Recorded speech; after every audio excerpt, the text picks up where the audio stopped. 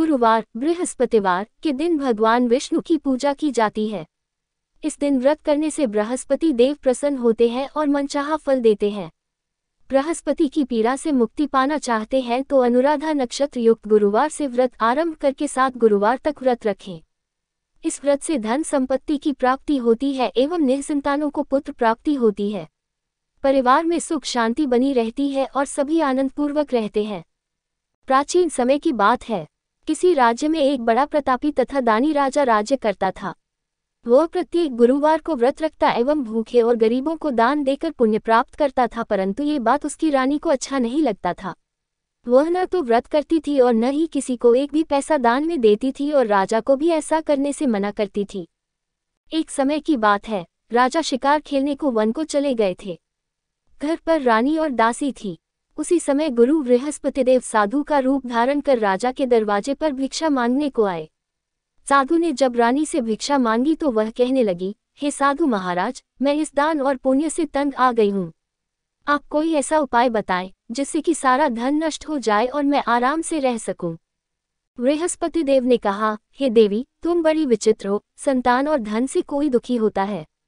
अगर अधिक धन है तो इसे शुभ कार्यों में लगाओ, कुंवारी कन्याओं का विवाह कराओ, विद्यालय और बाग बगीचे का निर्माण कराओ, जिससे तुम्हारे दोनों लोग सुधरें। परंतु साधु की इन बातों से रानी को खुशी नहीं हुई। उसने कहा, मुझे ऐसे धन की आवश्यकता नहीं है जिसे मैं दान दूं और जिसे संभालने में मेरा सारा समय नष्ट हो जाए। तब साधु ने कहा, यदि तुम्हारी ऐसी इच्छा है तो मैं जैसा तुम्हें बताता हूँ तुम वैसा ही करना। बृहस्पतिवार के दिन तुम घर को गोबर से लीपना, अपने केशों को पीली मिट्टी से धोना, केशों को धोते समय स्नान करना, राजा से हजामत बनाने को कहना, भोजन में मांस मदिरा खाना, कपड़ा धोबी के यहाँ धुलने डालना। इस प्रकार 7 बृहस्पतिवार करने से तुम्हारा समस्त धन नष्ट हो जाएगा। इतना कहकर साधु रूपी बृहस्पतिदेव अंतर्ध्यान हो गए। साधु के कहे अनुसार करते हुए रानी को केवल 3 बृहस्पतिवार ही बीते थे कि उसकी समस्त धन संपत्ति नष्ट हो गई। भोजन के लिए राजा का परिवार तरसने लगा। तब एक दिन राजा रानी से बोला, हे रानी, तुम यहीं रहो, मैं दूसरे देश को जाता हूँ, क्योंकि यहाँ पर सभी लोग मुझे जानते हैं, इसलिए मैं कोई छोटा कार्य नहीं कर सकता। ऐसा कहकर राजा परदेश चला गया। वहाँ वह जंगल से लकड़ी काट कर लाता और शहर में बेचता। इस तरह वह अपना जीवन व्यतीत करने लगा। इधर राजा के परदेश जाते ही रानी और दासी दुखी रहने लगी। एक बार जब रानी और दासी को 7 दिन तक बिना भोजन के रहना पड़ा तो रानी ने अपनी दासी से कहा, हे दासी, पास ही के नगर में मेरी बहन रहती है। वो बड़ी धनवान है, तो उसके पास जाओ और कुछ ले आ ताकि थोड़ा बहुत गुजर बसर हो जाए। दासी रानी के बहन के पास गई। उस दिन बृहस्पतिवार था और रानी की बहन उस समय बृहस्पतिवार व्रत की कथा सुन रही थी। दासी ने रानी की बहन को अपनी रानी का संदेश दिया, लेकिन रानी की बड़ी बहन ने कोई उत्तर नहीं दिया। जब दासी को रानी की बहन से कोई उत्तर नहीं मिला तो वह बहुत दुखी हुई और उसे क्रोध भी आया। दासी ने वापस आकर रानी को सारी बात बता दी। सुनकर रानी ने अपने भाग्य को कोसा। उधर रानी की बहन ने सोचा कि मेरी बहन की दासी आई थी, परंतु मैं उससे नहीं बोली, इससे वह बहुत दुखी हुई होगी। कथा सुनकर और पूजन समाप्त कर वह अपनी बहन के घर आई और कहने लगी, हे बहन, मैं बृहस्पतिवार का व्रत कर रही थी।